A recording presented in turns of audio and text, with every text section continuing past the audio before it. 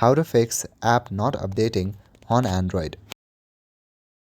Firstly, try restarting your device. Restarting your device fixes temporary update process bugs.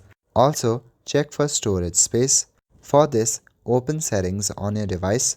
Inside Settings, look for the option Storage. If you can't find it, click on the search icon and type in Storage. Open Storage.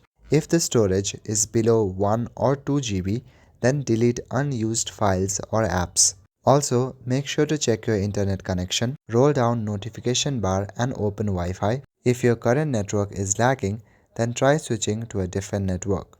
You can even try to switch between your mobile data and your Wi-Fi to see if that helps. Also check if Google Play Store has permissions. Open Settings on your device and scroll down. Now click on Apps. Inside Apps, look for the app Google Play Store. Click on the search bar at the top and simply type in Play Store. Inside App Info, click on the option Permissions, and inside Permission, make sure that features like files and media or photos are turned on. In most of the new devices, these options are not available because these are automatically enabled, but if they are available, make sure they are in the allowed section. That's all for today. Thank you.